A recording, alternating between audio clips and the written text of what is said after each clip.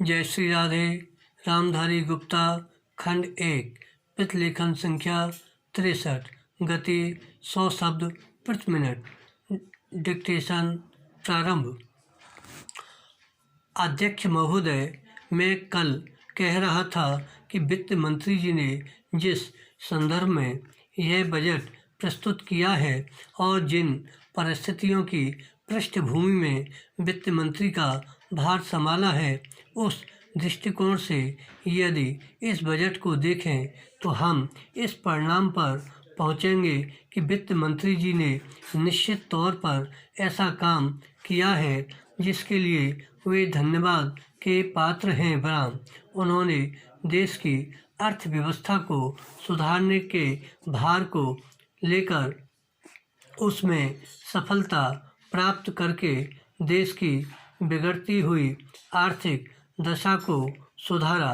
बराम पिछले वर्ष देश का उत्पादन बढ़ा है, उद्योगों में सुधार हुआ है, कीमतों में सुधार आया है, हमारा आयात कम हुआ है और निर्यात बढ़ा है। बराम इस तरह से देश में एक नई आशा और विश्वास पैदा हुआ है। बराम इस वर्ष के बजट द्वारा भी उन्होंने पिछले वर्ष के कार्यक्रम को जारी रखने की कोशिश करने का प्रयास किया है।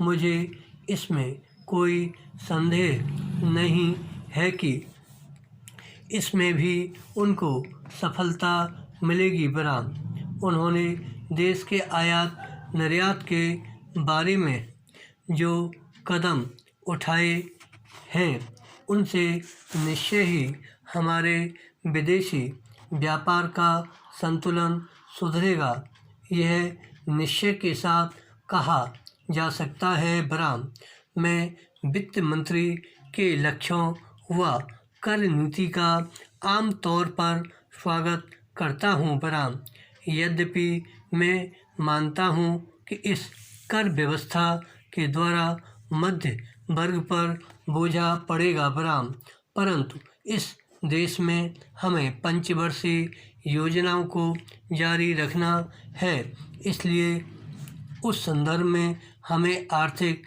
साधन जुटाने पड़ेंगे और ऐसी दशा में जो लोग इस देश में ऐसी स्थिति में जो कष्ट उठा करके भी कुछ दे सकते हैं उनको देश के लिए देना ही पड़ेगा। बराम इसलिए वित्त मंत्री जी के इन कदमों का भी मैं स्वागत करता हूं, परंतु साथ ही साथ मैं नम्रता पूर्वक यह अवश्य कहना चाहता हूं कि वित्त मंत्री महोदय ने किसानों पर जो भी नए कर लगाए हैं उनके ऊपर वे फिर सोचें। बराम मेरी मान्यता के अनुसार वित्त मंत्री द्वारा खाद पर जो कर लगाया गया है, जो शुल्क लगाया गया है, वह एक ऐसा कार्य है जिससे इस देश का विकास रुकने वाला है। बराम उन्होंने अपने बजट भाषण की भूमिका में कृषि संबंधी कच्चे माल के उत्पादन के लिए पूंजी लगाने की आवश्यकता पर जोर दिया है। बराम उनकी स्वयं की यह मान्यता है कि कृषि का उत्पादन बढ़ाना बहुत आवश्यक है। बराम धन्यवाद। श्री हरदास।